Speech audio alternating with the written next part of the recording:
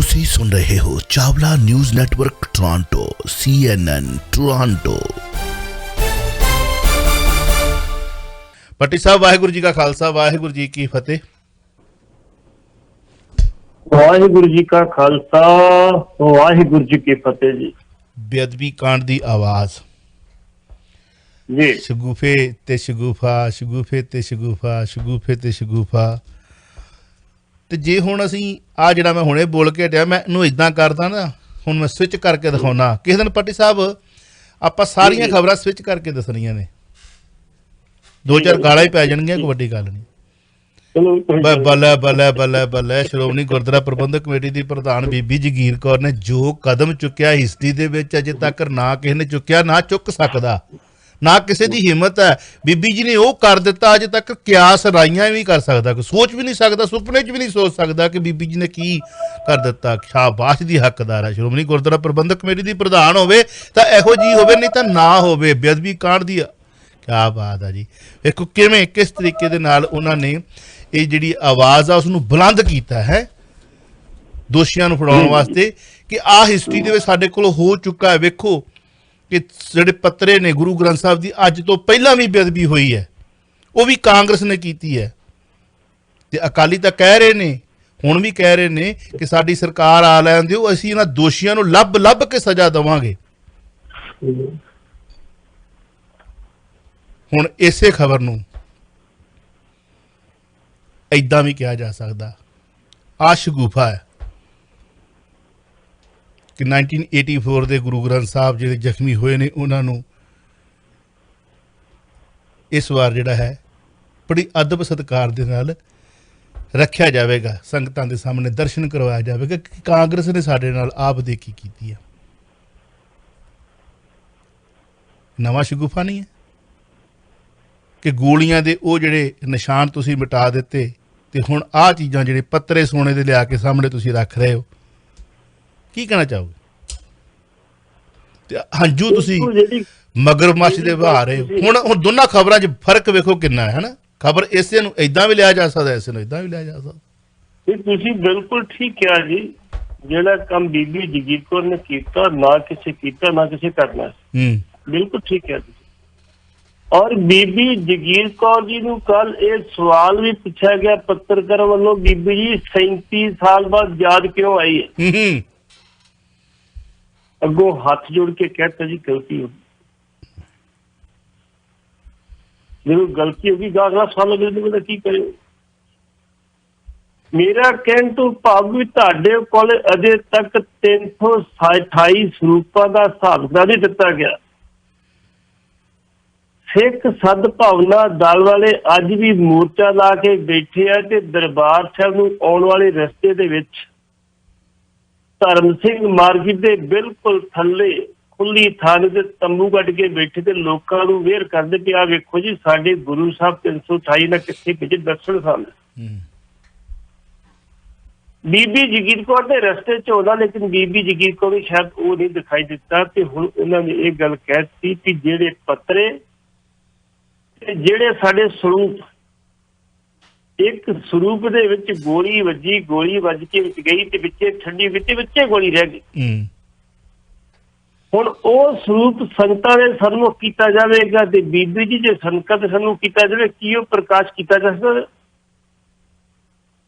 ਉਹ ਪ੍ਰਕਾਸ਼ ਨਹੀਂ ਕੀਤਾ ਜਾ ਸਕਦਾ।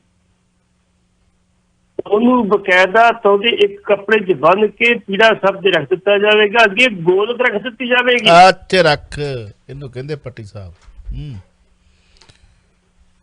ਹੁਣ ਸੰਗਤਾਂ ਉਹਦੇ ਦਰਸ਼ਨ ਤਾਂ ਕਰ ਨਹੀਂ ਸਕਦੇ, ਉਹ ਤੇ ਪਿਆ ਦਿਖਾਈ ਜਾਂਦਾ ਵੀ ਇਹ ਸਰੂਪ ਪਿਆ ਬਸ, ਲੇਕਿਨ ਗੋਲਕ ਜ਼ਰੂਰ ਭਰ ਜਾਏਗੀ ਬੀਬੀ ਜੀ। ਦੂਸਰੀ ਚੀਜ਼ ਬੀਬੀ ਜੀ ਨੇ ਕੋਸ਼ਿਸ਼ ਕੀਤੀ ਹੈ ਇੱਕ ਤੀਰ ਨਾਲ ਦੋ ਨਿਸ਼ਾਨੇ ਕਰਨ ਦੀ। ਇੱਕ ਤੇ ਕਾਂਗਰਸ ਨੂੰ ਬਦਨਾਮ ਕਰਾਂਗੇ, ਇੱਕ ਜਿਹੜਾ ਬਾਬਾ ਦਾਦੂਵਾਲ ਨੇ ਮੋਰਚਾ ਲਾਉਣ ਦੀ ਗੱਲ ਕੀਤੀ ਉਹਦਾ ਧਿਆਨ ਦੂਜੇ ਪਾਸੇ ਡਾਈਵਰਟ ਕਰ ਵੀ ਨਹੀਂ ਜੀ ਸੱਚਾਈ ਤੇ ਉਹ ਤੇ ਗੱਲ ਹੀ ਕੋਈ ਨਹੀਂ ਹੈ, ਉੱਥੇ ਤੇ ਹੈ ਹੀ ਕੁਛ ਨਹੀਂ ਹੈ। ਅੱਜ ਤੱਕ ਪਹਿਲੀ ਗੱਲ ਤੇ ਤੁਸੀਂ ਕਹਿੰਦੇ ਹੋ ਵੀ ਅਸੀਂ ਦੋਸ਼ੀ ਨਹੀਂ,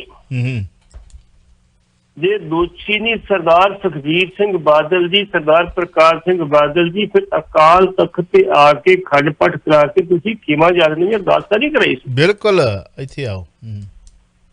ਇਹ ਵੀ ਦੱਸ ਦਿਓ, ਸਾਨੂੰ ਸਪਸ਼ਟ ਕਰ ਦਿਓ। ਅਸੀਂ ਕਹਿੰਦੇ ਤੁਸੀਂ ਦੋਸ਼ੀ ਨਹੀਂ ਮੰਨ ਲਿਆ, ਅਸੀਂ ਦੋਸ਼ੀ, ਅਸੀਂ ਕਹਿੰਦੇ ਤੁਸੀਂ ਸਿੱਧੇ ਨੂੰ ਦੋਸ਼ੀ ਵੇਖ ਕੇ ਨਹੀਂ ਹੈਗੇ, ਤੁਸੀਂ 120 ਵੀ ਚਾਹੁੰਦੇ ਹੋ, ਮੰਨ ਲਿਆ ਸੀ। ਲੇਕਿਨ ਤੁਸੀਂ ਇਹ ਸਾਨੂੰ ਸਪਸ਼ਟ ਕਰ ਦਿਓ ਕਿ ਉਦੋਂ ਆ ਕੇ ਅਰਦਾਸ ਕਰਾਈ ਸੀ ਤੇ ਸਰਦਾਰ ਪ੍ਰਕਾਸ਼ ਸਿੰਘ ਬਾਦਲ ਨੇ ਪੱਤਰਕਾਰ ਨਾਲ ਗੱਲ ਕੀਤੀ ਕਿ ਜਿਹੜੀ ਵੀ ਅਸੀਂ ਗਲਤੀ ਕੀਤੀ ਉਹਦੀ ਮਾਫੀ ਚਾਹੁੰਦੇ ਆ। ਇਹ ਵੀ ਗੱਲ ਕੀਤੀ ਜਿਹਦੇ ਨਾਲ ਵਧੀਕੀ ਕਿਸੇ ਨਾਲ ਸਾਡੇ ਸਰਕਾਰ ਸਮੇਂ ਉਹਦੀ ਮਾਫੀ ਚਾਹੁੰਦੇ ਆ। ਜੇ ਪੱਤਰਕਾਰ ਨੂੰ ਵਧੀਕੀ ਤੇ ਉਹਦੀ ਵੀ ਮਾਫੀ ਚਾਹੁੰਦੇ ਆ। ਲਾਈਵ ਟੀਵੀ ਤੇ ਚੱਲਦੇ ਪ੍ਰੋਗਰਾਮ 'ਚ ਕਿਹਾ ਸੀ ਸਰਦਾਰ ਪ੍ਰਕਾਸ਼ ਸਿੰਘ ਬਾਦਲ। ਹੁਣ ਬੀਬੀ ਜੀ ਨੇ ਜਿਹੜਾ ਸ਼ੁਭਾ ਛੱਡਿਆ ਵਾ, ਇਹਦੇ ਵਿੱਚ ਉਹਨੂੰ ਕਾਮਯਾਬੀ ਕਿੰਨੀ ਹਾਸਲ ਮਿਲਦੀ ਆ ਇਹ ਨਹੀਂ ਪਤਾ। ਸਰਦਾਰ ਸੁਖਬੀਰ ਸਿੰਘ ਬਾਦਲ ਦੀ ਜਿਹੜੀ ਨਾ ਕਾਹਲਪੁਣਾ ਬੜਾ ਹੁੰਦਾ, ਰਾਤ ਸੁੱਤੇ ਤੇ ਦਿਮਾਗ 'ਚ ਆ ਗਿਆ ਵੀ ਆਹ ਕਰਨਾ ਇੰਝ ਕਰ ਦਈਏ। ਉਸ ਵੇਲੇ ਬੀਬੀ ਜੀ ਨੂੰ ਕਹਿਤਾ ਵੀ 72 ਘੰਟੇ ਦੇ ਨੋਟਿਸ ਤੇ ਮੀਟਿੰਗ ਕਾਲ ਕੀਤੀ ਜਾਵੇ, ਐਮਰਜੈਂਸੀ ਕਾਲ ਕੀਤੀ ਜਾਵੇ। ਨਹੀਂ ਤੇ ਜੇ 2 ਨੂੰ ਮੀਟਿੰਗ ਕਾਲ ਕਰਦੇ ਹੋ, 5 ਨੂੰ ਰੂਟੀਨ 'ਚ ਐਗਜ਼ੈਕਟਿਵ ਦੀ ਮੀਟ ਜਿਹੜੀ ਮਹੀਨੇ ਬਾਅਦ ਹੁੰਦੀ ਉਹ ਹੋਣੀ ਸੀਗੀ। 2 ਦਿਨ ਅੱਗੇ ਪਹਾੜੀ ਦੇ ਪੈਣ ਲੱਗਾ। ਇੱਕ ਵੱਡੇ ਅਫਸਰ ਦਾ ਹੁਕਮ ਸੀਗਾ ਤੇ ਮੰਨਣਾ ਹੀ ਪੈਣਾ ਸੀ ਜੀ। ਪੱਟੀ ਸਾਹਿਬ, ਇਹਨਾਂ ਨੂੰ ਚਾਹੀਦਾ ਕਿ ਗੁਰੂ ਗ੍ਰੰਥ ਸਾਹਿਬ ਦੀ ਬੇਅਦਬੀ ਕਾਂਗਰਸ ਦੇ ਵੇਲੇ ਵੀ ਹੋਈ ਤੇ ਗੁਰੂ ਗ੍ਰੰਥ ਸਾਹਿਬ ਦੀ ਬੇਅਦਬੀ ਇੱਕ ਡੇਰੇ ਦੇ ਸਾਧ ਦੇ ਚੇਲਿਆਂ ਵੱਲੋਂ ਚੈਲੰਜ ਕਰਕੇ ਇਸ਼ਤਿਹਾਰ ਲਾ ਕੇ ਪੰਥ ਰਤਨ ਪਦਮ ਭੂਸ਼ਣ ਕਿਸਾਨਾਂ ਦੇ ਮਸੀਹਾ ਪੰਜਾਬ ਦੇ ਮੁੱਖ ਮੰਤਰੀ ਸਰਦਾਰ ਪ੍ਰਕਾਸ਼ ਸਿੰਘ ਬਾਦਲ ਦੀ ਪੰਥਕ ਸਰਕਾਰ ਦੇ ਵੇਲੇ ਸ਼ਰੇਆਮ ਸਿੱਖ ਕੌਮ ਦੇ ਮਾਰ ਕੇ ਚਪੇੜਾਂ ਸ਼ਰੇਆਮ ਉਹਨਾਂ ਨੇ ਕਿਹਾ ਕਿ ਬਚਾ ਲਓ ਤੁਹਾਡਾ ਗੁਰੂ, ਇਹੀ ਗੁਰੂ ਗ੍ਰੰਥ ਸਾਹਿਬ ਜਿਹਦੇ ਵਿੱਚ ਗੋਲੀ ਚੱਲੀ ਤੇ ਲੱਗੀ ਠੰਡੀ ਹੋ ਗਈ। ਜੇ ਉਹ ਮਾਫੀ ਦੇ ਯੋਗ ਨਹੀਂ, ਇਹਨਾਂ ਦੇ ਰਾਜ ਦੇ ਵਿੱਚ ਅਗਲੇ ਨੇ ਚੈਲੰਜ ਕਰਕੇ ਇਸ਼ਤਿਹਾਰ ਲਾ ਕੇ ਤੇ ਇਸ ਗੁਰੂ ਗ੍ਰੰਥ ਸਾਹਿਬ ਦੀ ਬੇਅਦਬੀ ਕੀਤੀ ਸੀ, ਜਿਹਨੂੰ ਆਪਾਂ ਗੁਰੂ ਮੰਨਦੇ ਆ।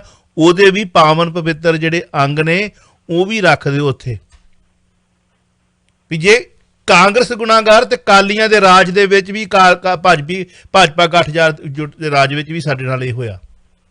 ਅਕਾਲੀ ਭਾਜਪਾ ਗੱਠਜੋੜ ਦੇ ਰਾਜ ਵਿੱਚ ਵੀ ਇਹ ਸਾਡੇ ਨਾਲ ਹੋਇਆ ਸਿੱਖ ਕੌਮ ਦੇ ਨਾਲ। ਕਰੋ ਹਾਂ ਹਿੰਮਤ। ਜੇ ਉਹ ਮਹਾਰਾਜ ਦੇ ਸਰੂਪ ਤੁਸੀਂ ਸੰਸਕਾਰ ਕਰਦੇ ਨੇ ਸ਼ਰਧਾ ਭਾਵਨਾ ਦੇ ਨਾਲ ਜਿਵੇਂ ਅਸੀਂ ਕਰਦੇ ਹਾਂ, ਇੱਥੇ ਇੱਕ ਲਿਖ ਕੇ ਰੱਖ ਦਿਓ, ਫੋਟੋਆਂ ਹੀ ਲਾ ਦਿਓ। ਸ਼ਾਂਤਮਈ ਮੋਰਚੇ ਤੇ ਬੈਠੇ ਹੋਏ ਅਣਪਛਾਤੀ ਏਲੀਅਨਸ ਆਏ, ਧਰਤੀ ਪਾੜ ਕੇ ਆ ਗਏ, ਉੱਤੋਂ ਪਤਾ ਨਹੀਂ ਕਿਹੜੇ ਵੇਲੇ ਉਹ ਗੋਲੀਆਂ ਚਲਾਈਆਂ। ਪੰਜਾਬ ਪੁਲਿਸ ਦੀ ਵਰਦੀ ਪਾਈ ਸੀ ਉਹਨਾਂ ਨੇ, ਏਲੀਅਨਸ ਨੇ ਚਲੇ ਗਏ।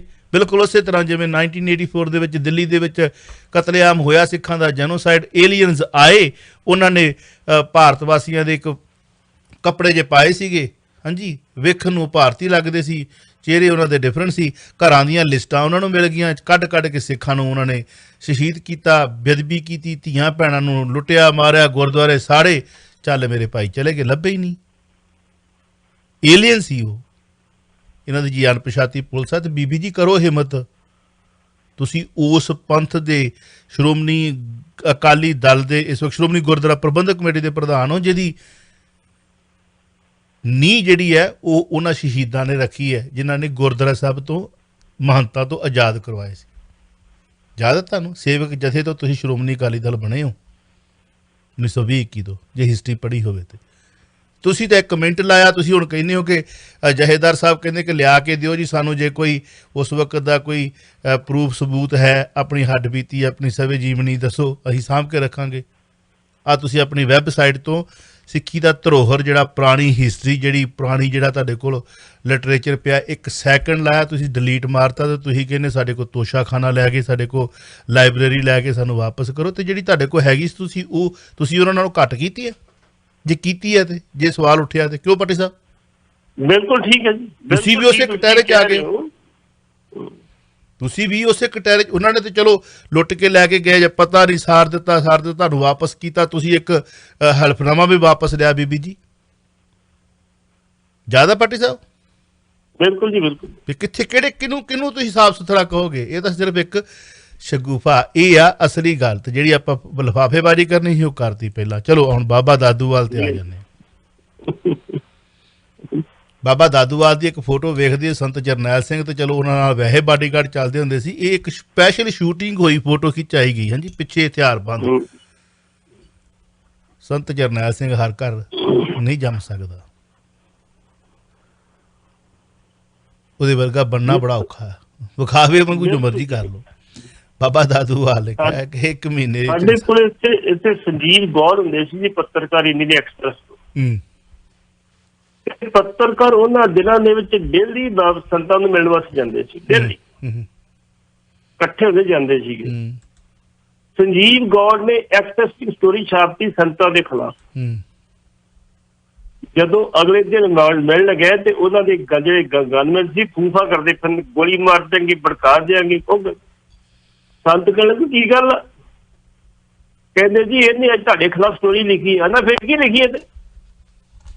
ਇਹ ਪੱਤਰਕਾਰ ਦਾ ਕੰਮ ਲਿਖਣਾ ਹੈ। ਮੇਰਾ ਭਰਾ ਹੈਗਾ ਜਿਹਦਾ ਕੋਈ ਨੁਕਸਾਨ ਹੋ ਜਿੰਮੇਵਾਰ ਖੁਸ਼ੀ ਹੋ। ਸੰਤ ਦੀ ਇਹ ਖਾਸੀਅਤ ਸੀ। ਤੇ ਇੱਥੇ ਤੇ ਭਾਵੇਂ ਸ਼ਰੇਆਮ ਪੱਤਰਕਾਰ ਸਾਨੂੰ ਕੁੱਟਦੇ ਤੇ ਕਹਿੰਦੇ ਅੱਛਾ ਕੋਈ ਗੱਲ ਨਹੀਂ, ਮੈਂ ਵੇਖੀ ਨਹੀਂ। ਸੰਤ ਦੀ ਵਾਕਿਆ ਖਾਸੀਅਤ ਸੀ। ਸੰਤ ਕਹਿੰਦਾ ਜੀ ਪੱਤਰਕਾਰ ਦਾ ਕੰਮ ਲਿਖਣਾ, ਉਹ ਲਿਖਦੇ ਤਾਂ ਲਿਖਣ ਦਿਓ, ਕੋਈ ਗੱਲ ਨਹੀਂ।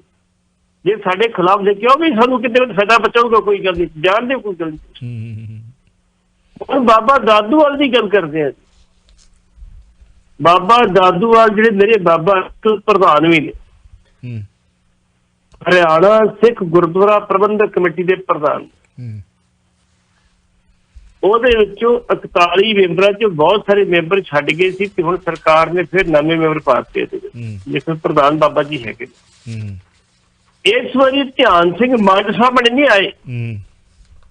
ਜਿਹੜਾ 1 ਤਰੀਕ ਨੂੰ ਇਕੱਠ ਹੋਇਆ ਮੰਡ ਸਾਹਿਬ ਸ਼ਾਮਲ ਨਹੀਂ ਹੋਏ। ਬਾਬਾ ਦਾਦੂਵਾਲ ਨੇ ਕਿਹਾ ਕਿ ਅਸੀਂ ਮੋਰਚਾ ਲਾਵਾਂਗੇ। ਮਾਨ ਸਾਹਿਬ ਨੇ ਸਪੀਚ ਕੀਤੀ, ਉਹਨਾਂ ਨੇ ਕਹਿਤਾ ਵੀ 1 ਮਹੀਨੇ ਚ ਇਨਸਾਫ ਨਾ ਮਿਲਿਆ ਤੇ ਮੋਰਚਾ ਲਾਵਾਂਗੇ। ਤੇ ਬਾਬੇ ਦਾਦੂਵਾਲ ਨੇ ਠੋਕ ਜਾ ਕੇ ਕਹਿਤਾ ਵੀ 1 ਜੁਲਾਈ ਤੋਂ ਮੋਰਚਾ ਸ਼ੁਰੂ ਕੀਤਾ ਜਾਵੇਗਾ ਜੇ ਸਾਨੂੰ 1 ਮਹੀਨੇ ਚ ਇਨਸਾਫ ਨਾ ਮਿਲਿਆ। ਪਤਾ ਨਾ ਉਹਨਾਂ ਨੂੰ ਵੀ ਜੇ 5 ਸਾਲਾਂ ਚ ਨਹੀਂ ਮਿਲਿਆ ਤੇ ਹੁਣ ਕਿੱਥੋਂ ਮਿਲਣਾ। ਅਸੀਂ ਬਾਬਾ ਜੀ ਨੂੰ ਆਪਣੇ ਨੂੰ ਕਵਾਂਗੇ ਬਾਬਾ ਜੀ ਇਨਸਾਫ ਨਹੀਂ ਮਿਲਣਾ, ਮੋਰਚਾ ਦੀ 1 ਜਿਹਨੂੰ ਹੁਣੇ ਲਾਓ, ਛੇਤੀ ਕਰੋ। ਹੁਣੇ ਕੋਈ ਤੁਸੀਂ ਘਰ ਕਿਉਂ ਬੈਠੇ ਆਪਣੇ? ਤੁਸੀਂ ਜਦੋਂ ਪਹਿਲਾ ਮੋਰਚਾ ਚੁੱਕਿਆ ਸੀ ਸਾਰਿਆਂ ਦੀ ਸਹਿਮਤੀ ਸੀਗੀ। ਸਹਿਮਤੀ ਤੋਂ ਬਾਅਦ ਮੁੜ ਕੇ ਸਾਰਾ ਭਾਂਡਾ ਤੁਸੀਂ ਇੱਕ ਬੰਦੇ ਸਿਰ ਤੇ ਭੰਨਤਾ, ਮੰਡ ਸਿਰ ਤੇ ਮੰਡ ਨੇ ਚੁੱਕਦੇ, ਸਾਨੂੰ ਪਤਾ ਨਹੀਂ ਲੱਗਾ। ਉਦੋਂ ਬਾਬਾ ਦਾਦੂਵਾਲ ਸਟੇਟ ਸੈਕਟਰੀ ਸੀ। ਇਸ ਕਰਕੇ ਮੋਰਚਾ ਲਾਉਣਾ ਲਾਓ, ਲੇਕਿਨ ਇਹ ਮੋਰਚੇ ਦੀ ਤੈਅ ਜ਼ਰੂਰ ਫਰੋਲ ਲਿਓ ਕਿ ਇਹ ਕਿਹਦੇ ਕਹਿਣ ਤੇ ਮੋਰਚਾ ਲਾਇਆ ਜਾ ਰਿਹਾ, ਕਿਉਂ ਲਾਇਆ ਜਾ ਰਿਹਾ ਤੇ ਕਿੰਨਾ ਚਿਰ ਮੋਰਚਾ ਚੱਲਣਾ, ਇਹ ਸਾਰਾ ਤੈਅ ਕਰਕੇ ਦੱਸ ਦਿਓ। ਤੁਹਾਨੂੰ ਲੱਗਦਾ ਕਿ ਇਸ ਮੋਰਚੇ ਦਾ ਹੀਰੋ ਦੀਪ ਸਿੱਧੂ ਹੋਣ ਜਾ ਰਿਹਾ? ਦੀਪ ਸਿੱਧੂ ਹਰ ਥਾਂ ਤੇ ਦਿਖਾਈ ਦੇ ਰਿਹਾ, ਉਹਦੀਆਂ ਫੋਟੋਆਂ ਉੱਥੇ ਬੈਠੀਆਂ।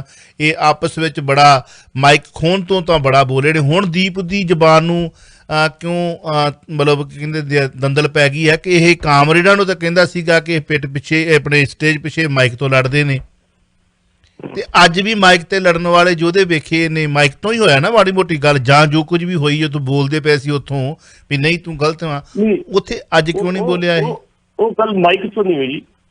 ਮਾਈਕ ਦੇ ਉੱਤੇ ਯੂਨਾਈਟਿਡ ਅਕਾਲੀ ਦਲ ਦਾ ਜਤਿੰਦਰ ਸਿੰਘ ਬੋਲ ਰਿਹਾ ਸੀ ਤੇ ਮਾਈਕ ਹੀ ਲੈਣ ਵਾਸਤੇ ਵੀ ਦੇ ਸਾਨੂੰ, ਅਸੀਂ ਆਪਣਾ ਕਲੀਅਰ ਕਰ ਲਈਏ। ਜਦੋਂ ਉਹਨਾਂ ਦੀ ਵਾਰੀ ਆਉਂਦੀ ਉਦੋਂ ਕਲੀਅਰ ਕਰ ਲੈਂਦੇ। ਬਿਲਕੁਲ ਮੈਂ ਤਾਂ ਕਿਹਾ ਕੱਲ ਬਿਲਕੁਲ ਜਦੋਂ ਇੰਨੀ ਗੱਲ ਕਹੀ ਉਹਨੇ ਕਿਹਾ ਜੀ ਜਿਹੜਾ ਪਿਛਲਾ ਮੋਰਚਾ ਖਤਮ ਕੀਤਾ ਸੀ ਉਹ ਮੰਡ ਸਾਹਿਬ ਨੇ ਆਪਣੀ ਮਰਜ਼ੀ ਦਾ ਖਤਮ ਕੀਤਾ ਸੀ, ਉਹਨਾਂ ਦੀ ਇਕੱਲਿਆਂ ਦੀ ਰਾਏ ਸੀ। ਬਸ ਉਦੋਂ ਤਾਂ ਤੁਸੀਂ ਚੁੱਪ ਕਰਕੇ ਬੈਠੇ ਰਹੇ। ਇਹਨਾਂ ਦਾ ਬਾਲਿਆਂ ਵਾਲੀ ਜਿਹੜਾ ਬਠਿੰਡਾ ਜ਼ਿਲ੍ਹੇ ਦੇ ਪ੍ਰਧਾਨ ਸੀ ਅੰਮ੍ਰਿਤਸਰ ਕਾਲੀ ਤੋਂ ਉੱਠ ਕੇ ਬੋਲ ਪਿਆ।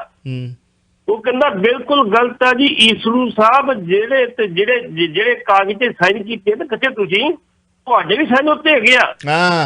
ਸਾਰਿਆਂ ਦੀ ਸਹਿਮਤੀ ਦਾ ਮੋਰਚਾ ਖਤਮ ਕੀਤਾ ਗਿਆ ਸੀ। ਚੰਗਾ ਹੁੰਦਾ ਵੀ ਉਸ ਟਾਈਮ ਤੇ ਬੋਲਣ ਦੀ ਸਵਾਈ ਆਪਣੀ ਵਾਰੀ ਤੇ ਉਹ ਜਵਾਬ ਦਿੰਦਾ ਤੇ ਬਹੁਤ ਵਧੀਆ ਸੀ। ਜਦੋਂ ਉਹ ਉੱਠ ਕੇ ਬੋਲਿਆ ਫਿਰ ਉਹਦੇ ਸਮਰਥ ਵੀ ਬੋਲੇ ਫਿਰ ਤੇ ਲੜਾ ਧੋਣੀ ਹੋਣੀ ਸੀ। ਬਿਲਕੁਲ ਉਸੇ ਤਰ੍ਹਾਂ ਜਿਵੇਂ ਖਾਲਿਸਤਾਨ ਦੇ ਮੁੱਦੇ ਤੇ ਕੈਪਟਨ ਅਮਰਿੰਦਰ ਸਿੰਘ ਨੇ ਸਾਈਨ ਕੀਤੇ ਸੀ ਯੂਨਾਈਟਿਡ ਨੇਸ਼ਨ ਨੂੰ ਦੇਣ ਵਾਸਤੇ। ਹਾਂਜੀ ਬਿਲਕੁਲ ਜੀ ਬਿਲਕੁਲ। ਪੁੱਤਰ ਸਕਾਲੀ ਨੇ ਜਿਹੜਾ ਭੇਜਿਆ ਸੀ ਕੈਪਟਨ ਅਮਰਿੰਦਰ ਸਿੰਘ ਦੇ ਸਾਈਨ ਸੀ। ਬਾਬੇ ਬਾਦਲ ਦੇ ਵੀ ਸੀਗੇ ਕਹਿੰਦੇ ਹਨ। ਜੀ ਹੋਰ ਕਿਹੜਾ ਸੀ? ਟੋੜਾ ਸਾਹਿਬ ਚੌੜਾ ਸਾਹਿਬ ਹੈਗੇ ਸੀ, ਉਹ ਜਿਹੜਾ ਹੈਗਾ ਸੀ ਸ਼ਪਾਲ ਸਿੰਘ ਹੈਗਾ ਸੀ, ਤਲਵੰਡੀ ਹੈਗਾ ਸੀ, ਬਰਨਾਲ ਸਾਰਿਆਂ ਦੇ ਸਾਇੰਸ ਦਿੱਤੇ। ਹਾਂ ਬਿਲਕੁਲ ਬਿਲਕੁਲ ਬਿਲਕੁਲ ਬਿਲਕੁਲ। ਚਲੋ ਅਗਲੀ ਕਾਲ ਤੇ ਕਰਦੇ ਹਾਂ ਜੀ ਗੱਲ ਆਪਾਂ। ਹੈਲੋ ਪੱਟੀ ਸਾਹਿਬ ਸਤਿ ਸ੍ਰੀ ਅਕਾਲ। ਬਿਲਕੁਲ ਬਿਲਕੁਲ ਬਿਲਕੁਲ ਬਿਲਕੁਲ। ਚਲੋ ਅਗਲੀ ਕਾਲ ਤੇ ਕਰਦੇ ਹਾਂ ਜੀ ਗੱਲ ਆਪਾਂ। ਹੈਲੋ ਪੱਟੀ ਸਾਹਿਬ ਸਤਿ ਸ੍ਰੀ ਅਕਾਲ। ਸਤਿ ਸ਼੍ਰੀ ਅਕਾਲ ਜੀ, ਸਤਿ ਸ਼੍ਰੀ ਅਕਾਲ। ਪੱਟੀ ਸਾਹਿਬ ਤੁਸੀਂ ਬੜੀ ਚੰਗੀ ਗੱਲ ਕੀਤੀ ਪੱਤਰਕਾਰ ਦੀ। ਮੈਂ ਤੁਹਾਨੂੰ ਅੱਖੀਂ ਡਿੱਠਾ ਹਾਲ ਦੱਸਦਾ, ਸੰਤਾਂ ਦੇ ਕੋਲੇ ਬੈਠਾ ਮੈਂ, ਉਤਲੀ ਮੰਜ਼ਲ ਤੇ ਲੰਗਰ ਦੇ ਜਿਹੜੀ ਕਥਾ ਉੱਥੇ ਬੈਠਾ ਸੀ, ਤੇ ਜਗਬਾਣੀ ਦਾ ਪੱਤਰਕਾਰ ਹਿੰਦੂ ਜੈਂਟਲਮੈਨ ਇੱਕ ਖੰਭਾ ਜਿਹਾ ਸੀ, ਉਹਦੇ ਨਾਲ ਢੋਲ ਆਈ ਖੜਾ ਸੀ। ਪਰਲੇ ਪਾਸੇ ਇੱਕ ਉਹਨਾਂ ਦਾ ਸੰਤਾਂ ਦਾ ਕੋਈ ਸੇਵਕ ਅਖਬਾਰ ਪੜ੍ਹ ਲਿਆ ਸੀ, ਉਹਨੇ ਦੱਸਿਆ ਸੰਤ ਜੀ ਆ ਅਖਬਾਰ ਵਿੱਚ ਲਿਖਿਆ ਹੈ जग तक लाला जगत नारायण का खून रगों में रहेगा, कलम चलती ही रहेगी। संत कहते लिखो भाई, जब तक आखिरी खालसा रहेगा तलवार चलती ही रहेगी। वो खड़ा खड़ा कहता की क्या संत जी? संत जी कहते सुनिया लिखेगा कि दुआ दी मां दा सिर। दोबारा फिर उन्होंने दसिया। पट्टी साहब अगले दिन उवें अखबार जगबाणी दे विच छपिया जो संतां ने कहा सी ना भी जब तक खालसा रहेगा और आखिरी खालसा तलवार चलती ही रहे, बिल्कुल अगले दिन छपिया। और मैं हिस्ट्री है ये तो गल सुनो ये हिस्ट्री है। जदों जकरिया खान जा रहा सीगा नूर दी थानी ओदा जथा मतलब पुराना जिहड़ा सीगा इतिहास बोलते हैं, तो बाबा गरजा सिंह बाबा बोता सिंह श्री तरनतार साहब दरबार साहब इशनान करके ते सरोवर चों जा रहे सी। उन्हां दे कन्नां दे विच आवाज़ पई सीगी, पौ पठाला जिहा सीगा उस वक्त तो मतलब अर्ली मॉर्निंग जिदा मतलब दूसरे पैर इशनान करते सीगे भी सिख खत्म हो गए, सिंह खत्म हो गए, सिख खत्म हो गए, तो जब तक खालसा एक भी रहेगा, खालसा एक ही बड़ा होवे, खालस होवे गुरु कलगियां वाले वर्गा, होवे गुरु नानक महाराज वर्गा, होवे गुरु तेग बहादुर साहब वर्गा, होवे गुरु हरगोबिंद साहब वर्गा, होवे गुरु अर्जन देव जी महाराज। वो खालसे ने आ विखावे दे खालसियां नूं की करना। देखो भावें जो मर्जी कर देन, जो मर्जी गालां कर देन, थल्ले कमेंट जो पुट्ठे सिद्धे मर्जी पा देन, पर सारा सोच के बोलियो, सुन के बोलियो कि खालसे दी परिभाषा की है। गुरु गोबिंद सिंह कलगीधर पिता बड़े दूरदेशी सी। पट्टी साहब तुसीं तो जाणदे हो, तुसीं तो बहुत ज़्यादा बुद्धिमान हो। उन्होंने कहा सी सिख प्यारा मुझको रहत प्यारी, मुझको सिख प्यारा नहीं। रहतां दे विच रहण वाला जिहड़ा ना कोई भी वो गुरु दा कलगियां वाले दा सिख उहनूं प्यारा आ। ते वो खालसा जे संत जरनैल सिंह ने गल कही है तां फिर वेखो किड्डी सोच दूर दी उन्हां दी भी एक भी खालसा होवे किते ना किते भी होवे। वो खालसे दा जन्म की है? खालसे दा जन्म इस करके होया कि किते अत्याचार हुंदा होवे, किते जुल्म हुंदा होवे, गऊ गरीब दी किते हत्या हुंदी होवे, इंसाफ ना मिलदा होवे, उत्थे लड़न वाला ही खालसा है, चाहे वो किते भी दुनिया दे विच होवे, कोई भी होवे, किसी भेस च भी हो सकदा। हाँ जी अगली काल। हेलो सत श्री अकाल चावला साहब। सत श्री अकाल। मैं तो भाजी तुहानू सिर्फ एक करैक्ट करन आया मैं। मैनू लगदा तुसीं दीप सिद्धू दी स्पीच पूरी सुनी नहीं। मैं उहदी सुनी शुरू तो लैके, उन्हें स्टार्टिंग ही इत्थों कीती। उन्हें कहा भी पहली गल तां सुनना सिखो, गुरु साहब दी ताबिया दे विच रह के इदां ना करिया करो, बाहर कर लिया करो जो। एक बारी स्पीच सुन लिओ, उन्हें साफ ते स्पष्ट साफ जांदे ये क्या वा स्टार्टिंग ही उन्हें इत्थों कीती। कहंदा आपां सुणदे ही नहीं एक दूजे दी, सब तो वड्डी प्रॉब्लम ही है। बिल्कुल सही गल, वो तां असीं भी बड़ी वारी कहता। हाँ जी नहीं मैं कहा भी आपां नहीं बड़ी वारी चावले ने ते 1997 तो लैके बड़ी वारी हुण तक कहा। ते एक कल का जम्मिया छोकरा जो उन्हें चन्न चाढ़ दिता, तुसीं अगे जाके वेखियो कहानियां की पैंदियां। खैर नहीं बहुत बहुत मेहरबानी, थैंक यू तुहाडा। असीं सुनना सिखदे ही नहीं, साडे कोल वाकई सुनन जोगा मजदा ही नहीं हैगा। असीं तां गुरु ग्रंथ साहब नूं पढ़िया नहीं, असीं पढ़न वास्ते पाठी लिआंदे, पंज सिंह साहब उन्हां वास्ते बदाम रखे, काजू रखे, पिस्ता रखिया, जो उन्होंने कहता रख दिता, नारियल रखता। असीं फिर भी उन्हां नूं नहीं सुणिया। पंजां बाणीआं दा पाठ नाल ही प्रशाद मिलिया ते चलदियां थल्ले बाबा जी कल्ले। असीं तो उन्होंने नहीं सुनिया, पैसे दे के भी नहीं सुनिया, असीं ते भेटा दे के भी नहीं सुनिया, विखावे ते मुड़ के फिर कपड़े भी दिते उन्होंने, रजाइयां तलाइयां बजुर्ग चढ़ाई करके फिर भी सुन लिया, फिर भी नहीं सुनिया। असीं अज भी किहड़ा सुणदे। भाजपा ने एक होर सुप्रीम दे रहे मुख जज नूं दिता मलाई वाला। ਜਿਹੜੇ ਜੱਜ ਸਾਹਿਬ ਦੇ ਖਿਲਾਫ 4 ਜੱਜਾਂ ਨੇ ਬਕਾਇਦਾ ਤੌਰ ਤੇ ਪ੍ਰੈਸ ਕਾਨਫਰੰਸ ਕੀਤੀ ਸੀ ਕਿ ਸੁਪਰੀਮ ਕੋਰਟ ਦੇ ਵਿੱਚ ਸਭ ਅੱਛਾ ਨਹੀਂ ਚੱਲਦਾ। ਉਹਨਾਂ ਜੱਜਾਂ ਨੇ ਇਹ ਵੀ ਗੱਲ ਕਹੀ ਸੀ ਕਿ ਅੱਜ ਅਸੀਂ ਇਸ ਕਰਕੇ ਬੋਲ ਰਹੇ ਹਾਂ, ਰਿਟਾਇਰਮੈਂਟ ਤੋਂ ਬਾਅਦ ਬੋਲੇ ਲੋਕ ਸਾਡੇ ਮੂੰਹ ਤੇ ਥੁੱਕਣਗੇ ਵੀ ਤੁਸੀਂ ਉਹਦੇ ਕੋਲ ਨਹੀਂ ਬੋਲੇ।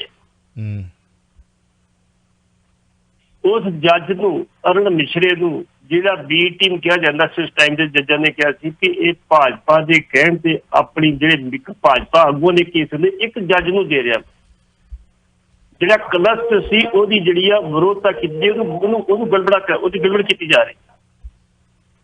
ਉਸ ਟਾਈਮ ਤੇ ਕਾਫੀ ਰੌਲਾ ਪਿਆ ਸੀ।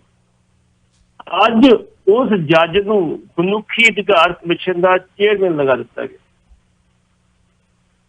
ਨੈਚੁਰਲੀ ਲਾਉਣਾ ਹੀ ਸੀ ਜੀ, ਜਿਹੜੇ ਬੰਦੇ ਨੇ ਮਿਹਨਤ ਕੀਤੀ ਹੋਵੇ, ਜਿਹਨੇ ਬੰਦੇ ਨੇ ਕੁਛ ਕੀਤਾ ਹੋਵੇ ਉਹਦੇ ਵਾਸਤੇ ਸਰਕਾਰਾਂ ਕਰਦੀਆਂ ਹੁੰਦੀਆਂ। ਅਗਲਾ ਸਾਹਿਬ ਮੈਂ ਥੋੜਾ ਜਿਹਾ ਪਿੱਛੇ ਜਾਊਂਗਾ, ਤੁਸੀਂ ਜਸਟਿਸ ਤਾਰਕੁੰਡੇ ਦਾ ਨਾਮ ਸੁਣਿਆ ਹੋਏਗਾ। ਜਸਟਿਸ ਤਾਰਕੁੰਡੇ 1975 ਦੇ ਵਿੱਚ ਜਦੋਂ ਐਮਰਜੈਂਸੀ ਲੱਗੀ ਬੰਬੇ ਹਾਈ ਕੋਰਟ ਦੇ ਵਿੱਚ ਸੀਗੀ ਤੇ ਇਹਦੇ ਕੋਲ ਜਦੋਂ ਬੰਦੇ ਫੜ ਕੇ ਲਿਆਉਂਦੇ ਸੀ ਆਹ ਕੰਮ ਕਰੋ ਜੀ, ਉਹ ਕਹਿੰਦਾ ਬਿਲਕੁਲ ਨਹੀਂ, ਇਹ ਬੰਦੇ ਨਿਰਦੋਸ਼, ਮੈਂ ਕੁਛ ਨਹੀਂ ਕਰਦਾ। ਜਸਟਿਸ ਤਾਰਕੁੰਡੇ ਛੱਡ ਦਿੰਦਾ ਸੀ ਇਹਨਾਂ ਤੇ ਜਸਟਿਸ ਤਾਰਕੁੰਡੇ ਨੇ ਦਿੱਤਾ ਅਸਤੀਫਾ, ਜੱਜ ਤੋਂ ਵਕੀਲ ਬਣ ਗਿਆ ਕਿ ਇਹ ਉਹਦੇ ਜਿਹੜੇ ਪੀੜਤ ਉਹਨੇ ਤਾਂ ਮੈਂ ਕੇਸ ਲੜੂੰਗਾ। ਜਸਟਿਸ ਤਾਰਕੁੰਡੇ ਨੇ ਕੀ ਕੀਤਾ ਕਿ ਜਦੋਂ ਸਾਕਾ ਨੀਲਾ ਤਾਰਾ ਹੋਇਆ ਉਦੋਂ ਆਪਣੇ ਇੱਕ ਜਿਹੜਾ ਉਹਨੇ ਸੰਗਠਨ ਬਣਾਇਆ ਸੀ, ਉਹਦੀ 3 ਮੈਂਬਰੀ ਕਮੇਟੀ NC ਪੰਜੋਲੀ, ਤਜਿੰਦਰ ਹਜੂਜਾ ਤੇ ਅਰਵਿੰਦ ਘੋਸ਼, ਇਹ 3 ਮੈਂਬਰੀ ਕਮੇਟੀ ਭੇਜੀ ਸੀ ਵੀ ਭਾਈ ਤੁਸੀਂ ਉੱਥੇ ਪਤਾ ਕਰਕੇ ਵੀ ਉੱਥੇ ਕੀ ਕੀਤਾ ਗਿਆ। ਜਦੋਂ ਜਾ ਕੇ ਪਤਾ ਕੀਤਾ ਤੇ ਡਾਕਟਰ ਕੋਲੇ ਗਏ, ਡਾਕਟਰ ਨੂੰ ਪੁੱਛਿਆ ਵੀ ਇਹ ਕਿਉਂ ਹੁੰਦਾ ਜੀ, ਮੇਰੇ ਕੋਲੇ ਜਿਹੜਾ ਬੰਦੇ ਇਹ ਮਾਰ ਕੇ ਲਿਆਉਂਦੇ ਸੀ ਉਹਨਾਂ ਦੀ ਬਾਹਾਂ ਪਿੱਛੇ ਬੱਧੀਆਂ ਹੁੰਦੀਆਂ ਸੀ, ਮਾਰ ਕੇ ਤੇ ਬੱਧੀਆਂ ਨਹੀਂ ਨਾ, ਪਹਿਲਾਂ ਬੰਦ ਕੇ ਤੇ ਫਿਰ ਮਾਰੇ ਗਏ। ਉਹਨਾਂ ਨੇ ਜਦੋਂ ਇਹ ਆਪਣੀ ਰਿਪੋਰਟ 'ਚ ਲਿਖਿਆ ਤੇ ਰਿਪੋਰਟ ਜਿਹੜੀ ਸੀ ਉਹ ਸਭ ਜਿਹੜੀ ਪ੍ਰਕਾਸ਼ ਹੋਣ ਤੋਂ ਪਹਿਲਾਂ ਸਰਕਾਰ ਨੇ ਇਹਨਾਂ ਨੂੰ ਗ੍ਰਿਫਤਾਰ ਕਰ ਲਿਆ। ਤਾਰਕੁੰਡੇ ਨੂੰ ਗ੍ਰਿਫਤਾਰ ਕਰਨਾ ਸੀ ਜੀ, ਲੇਕਿਨ ਅਗਲੇ ਗ੍ਰਿਫਤਾਰ ਕਰਕੇ ਜੋ ਅਦਾਲਤ 'ਚ ਪੇਸ਼ ਕੀਤਾ, ਅੱਗੇ ਪਾਸੇ ਜੱਜ ਵੀ ਤਾਰਕੁੰਡੇ ਤੱਕ ਬਾਪੂ ਬੈਠਾ ਸੀ। ਉਹ ਕਹਿੰਦਾ ਗੁਨਾਹ ਹੀ ਸਾਬਤ ਨਹੀਂ ਹੁੰਦਾ, ਉਸ ਵੇਲੇ ਸਭ ਕਿਉਂ ਕਰ ਲੂਗੀ ਕੇਸ ਖਾਰ। ਇਹੋ ਜਿਹੇ ਜੱਜ ਵੀ ਹੈਗੇ। ਤਾਰਕੁੰਡੇ ਨੂੰ VP ਸਿੰਘ ਦੀ ਸਰਕਾਰ 'ਚ ਗਿਆ, ਫਿਰ ਜੱਜ ਸਾਹਿਬ ਤੁਸੀਂ ਆਹ ਜੋ ਕੁਛ ਕਰਦੇ ਹੋ ਛੱਡ ਦਿਓ, ਤੁਹਾਨੂੰ ਹਾਈ ਕਮਿਸ਼ਨ ਬਣਾ ਦਿੰਦੇ ਆ, ਤੁਹਾਨੂੰ ਗਵਰਨਰ ਬਣਾ ਦਿੰਦੇ ਆ। ਉਹਨੇ ਕਿਹਾ ਬਿਲਕੁਲ ਹੀ ਨਾ ਮੈਂ ਹਾਈ ਕਮਿਸ਼ਨ ਬਣਨਾ, ਨਾ ਮੈਂ ਜਿਹੜਾ ਵਾ ਗਵਰਨਰ ਬਣਨਾ ਵਾ। ਜੇ ਮੇਰੇ ਚ ਲੜਨ ਦੀ ਸਮਰੱਥਾ ਨਾ ਹੁੰਦੀ ਤੇ ਮੈਂ ਅੱਜ ਨੂੰ ਚੀਫ ਜਸਟਿਸ ਸੁਪਰੀਮ ਕੋਰਟ ਦਾ ਹੁੰਦਾ। ਉਦੋਂ ਮੈਂ ਜੱਜ ਬਣਾ ਛੱਡ ਕੇ ਤੇ ਵਕੀਲ ਬਣਿਆ ਕੋਈ ਕੇਸ ਲੜਨੇ ਇਹਨਾਂ ਮਜ਼ਲੂਮਾਂ ਦੇ। ਉਹ ਜੱਜ ਤਾਰਕੁੰਡੇ ਵੀ ਹੈਗੇ ਆ ਤੇ ਇਹ ਜੱਜ ਵੀ ਹੈਗੇ ਆ, ਬਿਲਕੁਲ, ਜਿਹੜੇ ਹੱਥ ਚੁੱਕਾ ਬੜੇ ਨੇ ਪੋਲੀਟੀਕਲ। ਬਿਲਕੁਲ ਜੀ, ਇੱਕ ਰੀਤ ਚੱਲ ਗਈ ਹੈ ਜੀ, ਜਿਵੇਂ ਭਲਿਆਂ ਵੇਲਿਆਂ ਦੇ ਵਿੱਚ 2 ਨੰਬਰੀਆਂ ਨੂੰ ਛਡਾਉਣ ਵਾਸਤੇ ਮਹੱਲੇ ਦੇ ਪ੍ਰਧਾਨ MLA ਜਾਂਦੇ ਸਨ ਭਈ ਇਹ ਚਲੋ ਉਹਨਾਂ ਕੋਲੋਂ ਪੈਸੇ ਮਤਾ ਲੈ ਕੇ ਤੇ ਕੰਮ ਕਰਦੇ ਸਨ, ਆਪਣਾ ਤੋਰੀ ਫੁਲਕਾ ਆਪਣੀ ਰਾਜਨੀਤੀ ਕਰਦੇ ਸਨ। ਜਦੋਂ ਇਹਨਾਂ ਨੂੰ ਪਤਾ ਲੱਗਾ ਅਸੀਂ ਇਹਨਾਂ ਨੂੰ ਛਡਾਉਣ ਜਾਂਦੇ ਹਾਂ ਤੇ ਉਸ ਵਕਤ ਕਿਤੇ ਨਾ ਕਿਤੇ ਤਾਂ ਖਿਆਲ ਹੈ ਵੀ ਇਹਨਾਂ ਦੀ ਪੈਰਵਾਈ ਕਿਉਂ ਕਰਨੀ ਹੈ, ਇਹ ਕੰਮ ਤਾਂ ਫਿਰ ਆਪਾਂ ਆਪ ਹੀ ਕਰੀਏ, ਮੁੜ ਕੇ ਫਿਰ ਚੋਣਾਂ ਵੇਲੇ ਇਹਨਾਂ ਕੋਲ ਪੰਡ ਲੈਣਾ ਪੈਂਦਾ ਹੈ ਨਾ। ਬਿਲਕੁਲ ਜੀ, ਬਿਲਕੁਲ ਹੋਇਆ ਜੀ, ਹੋਇਆ। ਤੇ ਫਿਰ ਉਹਨਾਂ ਦਾ ਦਿਮਾਗ ਕੀਤਾ ਕੰਮ ਤੇ ਕਹਿੰਦੇ ਨੇ ਕਿ ਵੱਡੀ ਤਾਦਾਦ ਦੇ ਵਿੱਚ ਜਿਹੜੀ ਉਹਨਾਂ ਨੂੰ ਸ਼ਹਿ ਦੇਣ ਵਾਲੇ ਸੀ ਉਹਨਾਂ ਨੂੰ ਵਰਤਣਾ, ਜਿਨ੍ਹਾਂ ਦੀ ਜ਼ਮਾਨਤਾਂ ਕਰਾਉਣੀ ਸ਼ੁਰੂ ਕੀਤੀਆਂ ਸੀ ਉਹਨਾਂ ਨੂੰ ਫਿਰ ਵਰਤਣਾ ਸ਼ੁਰੂ ਕਰ ਦਿੱਤਾ ਤੇ ਹੁਣ ਉਹਨਾਂ ਦੇ ਕੰਮ ਉਹਨਾਂ ਨੇ ਆਪ ਸੰਭਾਲ ਲਏ ਨੇ ਜੇ ਖਬਰਾਂ ਸੱਚੀਆਂ ਹੋਣ ਤਾਂ। ਸੋ ਬਿਲਕੁਲ ਇਸੇ ਤਰ੍ਹਾਂ ਹੀ ਅੱਜ ਸ਼ੁਰੂਆਤ ਹੋ ਗਈ ਹੈ ਕਿ ਇਹੋ ਜਿਹੇ ਅਹੁਦਿਆਂ ਤੋਂ ਰਿਟਾਇਰ ਹੋਣ ਵਾਲਿਆਂ ਨੂੰ ਮਿਸਯੂਜ਼ ਕਰਨ ਵਾਸਤੇ ਸ਼ੁਰੂਆਤ ਹੋ ਗਈ ਹੈ ਵੀ ਫਲਾਣੇ ਨੂੰ ਵੇਖ ਲਾ ਉਹਦਾ ਧੀਆਂ ਪੁੱਤ ਵੀ ਸੁਖੀ ਨੇ, ਸੈੱਟ ਵਾ ਬਈ ਤੁਸੀਂ ਆਪਣੀ ਪੜ੍ਹੀ ਲਿਖੀ ਵਿਚਾਰ ਲਓ, ਫਾਈਲਾਂ ਫਿਰ ਤੁਹਾਡੀਆਂ ਵੀ ਖੋਲ੍ਹੀਆਂ ਜਾਣਗੀਆਂ ਵੀ ਕਿੰਨਾ ਕਮਾਇਆ ਤੇ ਕਿੰਨਾ ਬਣਾਇਆ। ਹਾਂਜੀ, ਅਗਲਾ ਕਿਉਂ ਨਹੀਂ ਕਰਦਾ ਫਿਰ ਅੰਗੂਠਾ ਤੇ ਲਾਊਗਾ। ਆ ਜਾਓ ਅਗਲੀ ਕਾਲ ਤੇ ਚੱਲਦੇ ਆ। ਹੈਲੋ, ਹਾਂਜੀ ਸਤਿ ਸ਼੍ਰੀ ਅਕਾਲ ਜੀ, ਚਾਵਲਾ ਸਾਹਿਬ ਭੱਟੀ ਸਾਹਿਬ ਜੀ। ਸਤਿ ਸ਼੍ਰੀ ਅਕਾਲ ਜੀ। ਭੱਟੀ ਸਾਹਿਬ ਮੈਨੂੰ ਪਤਾ ਨਹੀਂ, ਮੈਂ ਲੇਟ ਆਇਆ ਥੋੜਾ ਜਿਹਾ, ਸ਼ਾਇਦ ਤੁਸੀਂ ਡਿਸਕਸ਼ਨ ਕਰ ਚੁੱਕੇ ਹੋ। ਦਮਦਮੀ ਟਕਸਾਲ ਨੇ ਤੇ ਸਿਮਰਜੀਤ ਸਿੰਘ ਬੈਂਸ ਨੇ ਕੱਲ ਗੁਰਦੁਆਰੇ 'ਚ ਐਲਾਨ ਕੀਤਾ ਜਿਹੜਾ ਵੀ 1 ਮਈ ਤੋਂ ਅਸੀਂ ਇਹ ਕਰਾਂਗੇ ਕਿ ਇਹ ਪੰਜਾਬ ਦੇ ਵਾਸਤੇ ਚੰਗਾ ਹੈ ਜਾਂ ਇਹਦਾ ਕੋਈ ਰਿਜ਼ਲਟ ਨਿਕਲੇਗਾ। ਦਮਦਮੀ ਬਾਰੇ ਟਕਸਾਲ ਇੱਕ ਜੁਲਾਈ ਤੋਂ ਜੀ 1 ਮਈ ਤੋਂ। ਦਮਦਮੀ ਟਕਸਾਲ ਦੇ ਨਾਲ ਸਾਰੀਆਂ ਹੋਰ ਵੀ ਜਿਹੜੀਆਂ ਉੱਥੇ ਜਥੇਬੰਦੀਆਂ ਨੇ ਉਹਨਾਂ ਨੇ ਵੀ ਹੈ। ਕੱਲਾ ਦਮਦਮੀ ਨਹੀਂ, ਆਈ ਥਿੰਕ ਸੋ, ਕਿਉਂ ਭੱਟੀ ਸਾਹਿਬ? ਨਹੀਂ ਜੀ, ਦੋਨੋਂ ਸੀ, ਦਮਦਮੀ ਟਕਸਾਲ ਤੇ ਸਿਮਰਜੀਤ ਸਿੰਘ ਬੈਂਸ ਸੀਗਾ, ਹੋਰ ਨਹੀਂ ਸੀ ਕੋਈ ਜੀ। ਭੱਟੀ ਸਾਹਿਬ, ਸਿਮਰਜੀਤ ਸਿੰਘ ਮਾਨ ਉਹ ਵੱਖਰੀ ਉਹਨਾਂ ਨੇ ਲੁਧਿਆਣੇ ਦੀ ਕੀਤੀ ਉਹ ਵੱਖਰਾ ਵੀ ਅਸੀਂ ਮੋਰਚਾ ਲਾਵਾਂਗੇ, ਲੇਕਿਨ ਉਦੋਂ ਪਹਿਲਾਂ ਬਾਬਾ ਦਾਦੂ ਐਲਾਨ ਕਰ ਚੁੱਕੇ ਨੇ ਜੀ, 1 ਜੁਲਾਈ ਤੋਂ, ਮਈ ਨਹੀਂ, 1 ਜੁਲਾਈ ਤੋਂ ਮੋਰਚਾ ਸ਼ੁਰੂ ਕੀਤਾ ਜਾ ਰਿਹਾ। ਨਹੀਂ, ਇਹ ਐਲਾਨ ਤਾਂ ਕਰ ਚੁੱਕੇ ਨੇ। ਇਸ ਐਲਾਨ ਦਾ ਫਾਇਦਾ ਮਤਲਬ ਪੰਜਾਬ ਵਾਸਤੇ ਕੀ ਇਹਦਾ ਫਾਇਦਾ ਹੋਏਗਾ, ਕੋਈ ਨੁਕਸਾਨ ਹੋਏਗਾ? ਦੇਖੋ ਜੀ, ਇਹ ਜਿਹੜੇ ਮੋਰਚੇ ਲੱਗਦੇ ਨੇ, ਸ਼ਾਇਦ ਤੁਸੀਂ ਲੇਟ ਜੁੜੇ ਹੋ, ਅਸੀਂ ਪਹਿਲਾਂ ਗੱਲ ਕਹੀ ਸੀ ਕਿ ਇਹਦੀ ਕੋਖ ਪੜਤਾਲ ਹੋਣੀ ਚਾਹੀਦੀ ਹੈ ਵੀ ਦੁਬਾਰਾ ਮੋਰਚਾ ਕਿਉਂ ਸ਼ੁਰੂ ਹੋ ਰਿਹਾ ਵੇ, ਇਹਦੀਆਂ ਤੈਅ ਫਰੋਲੀਆਂ ਜਾਣੀ ਚਾਹੀਦੀਆਂ। ਬਿਲਕੁਲ ਬਿਲਕੁਲ। ਅਸੀਂ ਆਪ ਨਾ ਫਰੋਈਏ, ਉਹ ਆਪ ਹੀ ਮੋਰਚਾ ਵਾਲੇ ਦੱਸਦੇ ਨੇ ਵੀ ਕਿਹਦੇ ਸ਼ਹਿਰ ਤੇ ਕਿਹਦੇ ਕਹਿਣ ਤੇ ਮੋਰਚਾ ਦੁਬਾਰਾ ਕਿਉਂ ਲਗਾਇਆ ਜਾ ਰਿਹਾ। ਇਹ ਪਹਿਲਾਂ ਗੱਲ ਕੀਤੀ, ਡਿਸਕਸ ਕਰ ਚੁੱਕੇ ਹੋ, ਮੈਂ ਟਾਈਮ ਵੇਸਟ ਨਹੀਂ ਕਰਨਾ ਚਾਹੁੰਦਾ। ਇੱਕ ਹੋਰ ਦੱਸਿਓ, ਜਿਹੜਾ ਰਜਿੰਦਰ ਸਿੰਘ ਸੀਗਾ ਆਈਡੀਆ ਵਾਲਾ, ਜਿਹੜੇ ਰਿਟਾਇਰ ਹੋਏ ਨੇ, ਉਹਨਾਂ ਨੂੰ ਚਾਰਜ ਸ਼ੀਟ ਦੇ ਦਿੱਤੀ ਤੇ ਉਹਨਾਂ ਨੇ ਫਿਰ ਅੱਜ ਬਿਆਨ ਦਿੱਤਾ ਹੈ ਜੀ ਕਿ ਮੈਂ ਪੋਲੀਟੀਕਲ ਪਾਰਟੀ ਜੁਆਇਨ ਉਹ ਕਰੂੰਗਾ, ਉਹਨੇ ਕੰਡੀਸ਼ਨਾਂ ਰੱਖਿਆ, ਤੁਸੀਂ ਪੜ੍ਹੀਆਂ ਹੋਣੀਆਂ ਜ਼ਰੂਰ। ਜੀ ਹਾਂ, ਉਹਦੇ ਬਾਰੇ ਦੱਸਿਓ ਵੀ ਉਹਨਾਂ ਦਾ ਮਤਲਬ ਕੀ ਹੈ। ਕਿਸੇ ਪਾਸੇ ਵੀ ਉਹਨਾਂ 2 ਪਾਰਟੀਆਂ ਦਾ ਨਾਂ ਲਿਆ, ਇਹਨਾਂ 'ਚ ਸ਼ਾਮਲ ਨਹੀਂ ਹੋਣਾ। ਨਹੀਂ, ਮੈਂ ਤਾਂ ਉਹਨਾਂ ਨੂੰ ਕਹੂੰਗਾ ਵੀ ਜਿੰਨੀ ਉਹਨਾਂ ਦੀ ਦੇਣ ਹੈ ਨਾ, ਉਹਨਾਂ ਨੂੰ ਕਿਸੇ ਪਾਰਟੀ ਸ਼ਾਮਲ ਹੋਣਾ ਹੀ ਨਹੀਂ ਚਾਹੀਦਾ, ਕਿਉਂਕਿ ਉਹ ਬਾਹਰ ਰਹਿ ਕੇ ਜ਼ਿਆਦਾ ਕੰਮ ਕਰ ਸਕਦੇ। ਤੁਹਾਨੂੰ ਪਤਾ ਵਾ, ਇੱਕ ਲੋਕ ਅਧਿਕਾਰ ਲਹਿਰ ਜਿਹੜੇ ਆ ਉਹ ਸਾਡੇ ਜੌਹਲ ਸਰਦਾਰ ਸਿੰਘ ਜੌਹਲ ਸ਼ੁਰੂ ਕੀਤੀ। ਹੁਣ ਕਿਸਾਨੀ ਮੋਰਚੇ 'ਚ ਵਿਰੋਧ ਕਰਨ ਕੇ ਉਹ ਸਾਈਡ ਤੇ ਹੋ ਗਏ, ਤੇ ਜਿਹੜੇ ਲੋਕਾਂ ਨੇ ਸ਼ੁਰੂ ਕੀਤੀ ਸੀ ਉਹਨਾਂ ਨੇ, ਜਿਹੜੇ ਬੰਦੇ ਪੁਰਾਣੇ ਸਾਡੇ ਬੁੱਧੀਜੀਵੀ ਦੇ ਉਹਨਾਂ ਨਾਲ ਰਾਬਤਾ ਕਾਇਮ ਕੀਤਾ। ਉਹਨਾਂ ਨੇ ਉਹ ਕਿਰਪਾਲ ਸਿੰਘ ਰੰਧਾਵਾ, ਜਿਹੜੇ ਵਾਈਸ ਚਾਂਸਲਰ ਰਹੇ ਐਗਰੀਕਲਚਰ ਯੂਨੀਵਰਸਿਟੀ ਦੇ, ਉਹ ਲੈ ਨਾਲ ਕੇਸੀ ਸਿੰਘ ਲੈ, ਸਾਰਿਆਂ ਨੂੰ ਲੈ ਕੇ ਉਹਨਾਂ ਨੇ ਕਿਹਾ ਵੀ ਉਹ ਪਾਰਟੀ ਬਣਾ ਕੇ ਅਸੀਂ ਇਲੈਕਸ਼ਨ ਲੜਾਂਗੇ। ਉਹ ਪਾਰਟੀ ਦਾ ਨਾਮ ਆ ਲੋਕ ਅਧਿਕਾਰ ਲਹਿਰ ਦੀ ਜਗ੍ਹਾ ਤੇ ਲੋਕ ਅਧਿਕਾਰ ਪਾਰਟੀ ਬਣਾਇਆ ਉਹਨਾਂ ਨੇ। ਇਹਦੇ ਵਿੱਚ ਜਿੰਨੇ ਵੀ ਬੁੱਧੀਜੀਵੀ ਵਰਗ ਦੇ ਬੰਦੇ ਆ, ਜਿਹੜੇ ਬੰਦੇ ਇਮਾਨਦਾਰ ਹੈ, ਉਹਨਾਂ ਦੀ ਕੰਡੀਸ਼ਨ ਇੱਕੋ ਵੀ ਅਸੀਂ ਕੋਈ ਇਲੈਕਸ਼ਨ ਨਹੀਂ ਲੜਨੀ, ਅਸੀਂ ਲੜਾਵਾਂਗੇ, ਤੁਹਾਨੂੰ ਗਾਈਡ ਕਰਾਂਗੇ। ਅਸੀਂ ਸਿਰਫ ਇੱਕੋ ਹੀ ਹੈ ਵੀ ਜਿਹੜੀ ਕਰਪਸ਼ਨ ਆ ਉਹਦੇ ਖਿਲਾਫ ਨਿਮਿਸ਼ਦੀ ਕਰਾਂਗੇ ਜੀ।